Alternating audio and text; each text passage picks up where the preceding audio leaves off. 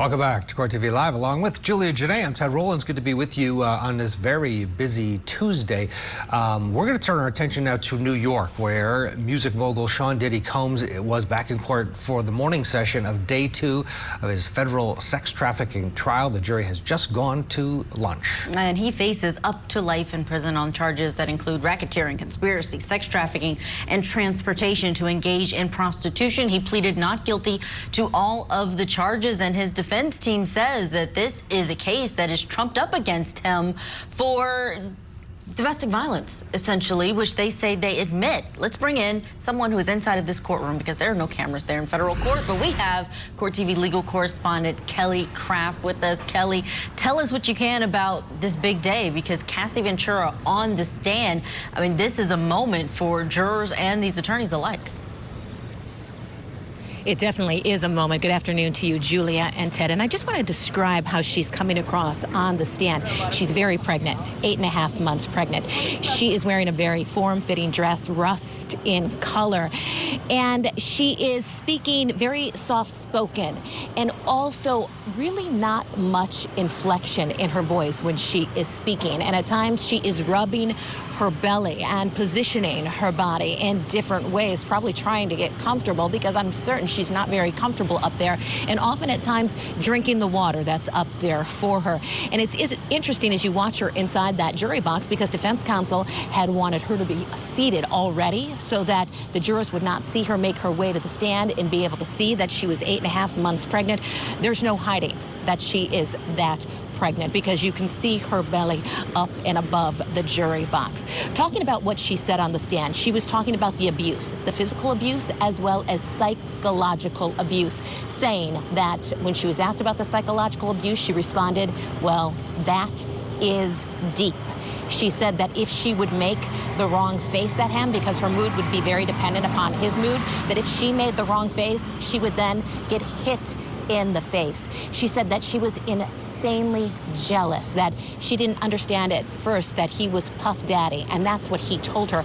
I'm Puff Daddy, and Puff Daddy has many women. And she said that she was young. She didn't get it. She didn't get that he was Puff Daddy, and she would go insanely jealous. Let's take a look at some of the testimony. We have some little excerpts from what she said during her court appearance today while she was on the stand. Again, they are at lunch now inside the federal courthouse, but we can put those up for you so you can get an idea of what exactly she was saying as she was testifying. So she was 19 years old when she met Combs. She said, I knew that he was larger than life, an entrepreneur, a musician. I was a fan of his music. I wanted to be around Sean for the same reasons as everyone else at the time. This exciting, fun guy who also happened to have my career in his hands. So she was talking about that. She also said that he kissed her on her 21st birthday. And over this period of time, Combs introduced her to oral sex, said that she was completely sexually inexperienced at that time. So she was also saying on the stand that he introduced her to these freak-offs. These were the events, the sexual encounters that would take place in which Cassie Ventura would end up engaging in sexual acts with other men that they would hire, while Sean Diddy Combs was sitting in the corner masturbating. Yesterday we heard on the stand that at first Sean Diddy Combs would have, for instance, a bandana covering his face to disguise himself in a way, and then after he got comfortable with, for instance, Daniel Phillip, who was on the stand, the male stripper, he eventually stopped wearing the getup, the mask covering his face. So really interesting to hear now, Ted and Julia, Cassie talking about and testifying to the events, their relationship, how it started, how on her birthday, one of her birthdays, he bought her, or he rented her an apartment here in New York. He brought her family to that apartment and gave her that apartment as a gift. They also showed pictures of the home that they then lived in Los Angeles. Of course, as you can imagine, it was this huge mansion with several windows, so she was describing living there as well. So really getting some insight into the life that she had with Sean Diddy Combs. Interesting, fascinating. Any observations on the defendant here? And that is he anything noticeable? I mean, I know that it's difficult to pick up on a lot of that, but hey, I'm just wondering if anything stood out in terms of his behavior, or if he's trying to connect with her at all, or anything you've noticed. No real movement, Ted, at all. She's up there on the stand talking about how she was in love with him and how she was insanely jealous of the fact that he would have other women and how she felt at times that they were in a monogamous relationship. And he would say to her, I'm only dealing with you. So she believed that they were.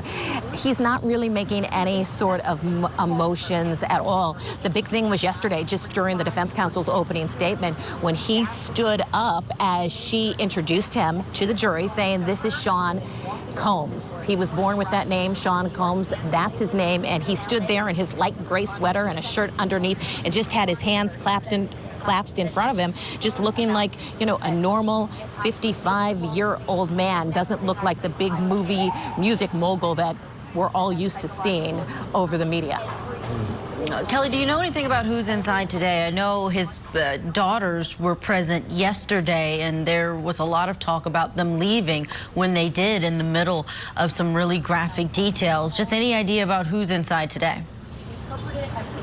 Yes, so it was interesting yesterday, Julia, because as we were waiting to get inside the courthouse yesterday, there's this huge line, as you can imagine. We were next in line. We were waiting all morning, and we were next, and then they stopped us. They said, hold on, and then that's when Sean Combs' family, they let his family come in front of us. Yesterday, his mother, his children were there, a huge entourage, and most of them were wearing black.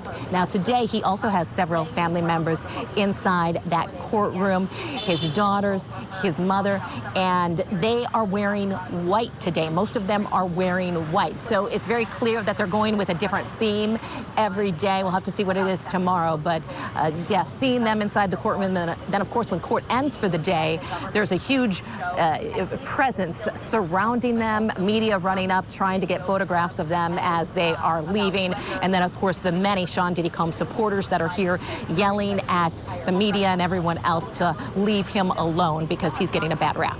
Interesting. Outside the courthouse, supporters there for him. Kelly Craft is going to be with us throughout the day, in and out of the courtroom, and filling us in. She's our eyes and ears in this federal case against Sean Combs. Kelly, get some lunch, because you're going to need your energy for the rest of the day. Thank you, as always. Let's bring in Marie Pereira. Marie, what's your take on this case and the importance of Cassie Ventura on the stand for the federal government? The jury's already seen the video.